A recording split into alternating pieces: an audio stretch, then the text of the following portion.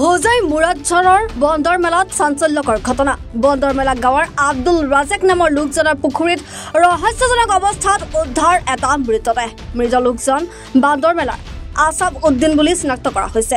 স্থানীয় লোকে মুৰাদঝাৰ আৰক্ষীক খবৰ দিয়াত মুৰাদঝাৰ আৰক্ষীয়ে মৃতদেহটো উদ্ধাৰ কৰি থানালৈ প্ৰেৰণ কৰে।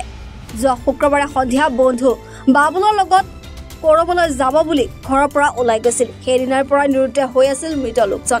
মৃত লোকজন ড্ৰাগছ আসক্ত বুলি জানিব পৰা গৈছে।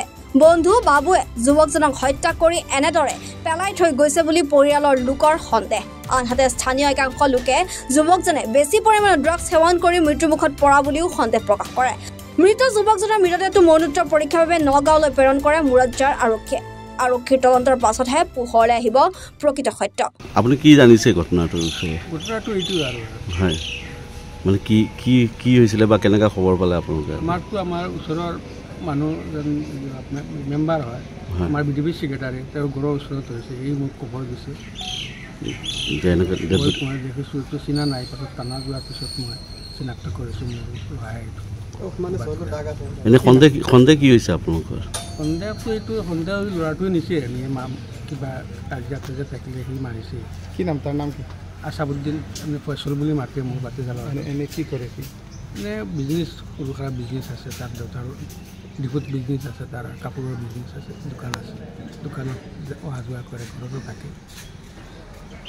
আজি ৩-৪ মাহৰ পৰা ঘৰতেই আছে। ঘটনাটো আমাৰ এটা ল'ৰা, ডাঙৰ ল'ৰা, শুকুৰবাৰ ১-১:৩০ বজাত ঘৰৰ পৰা মাতি লৈ গৈছে লগৰীয়া এটাই।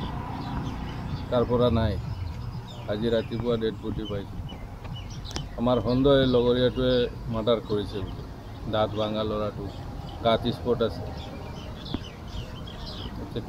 কি নাম আছিল? আছাবুদ্দিন। এতিয়া কি এজাহাৰ দাখিল কৰিছে? এজাহাৰ পষ্টমৰ্টম কাৰণে লৈ আহিছে পুলিচ বাহিনী।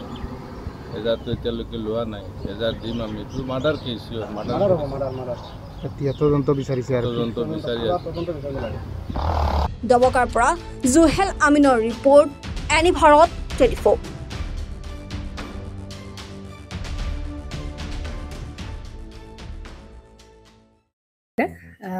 জুবিন গাৰ্গৰ গীতসমূহৰ ওপৰত আধাৰিত গানে কি আনে নামৰ এটা সুন্দৰ অনুষ্ঠান আপোনালোকৰ ওচৰলৈ আহি আছে অতি শীঘ্ৰে।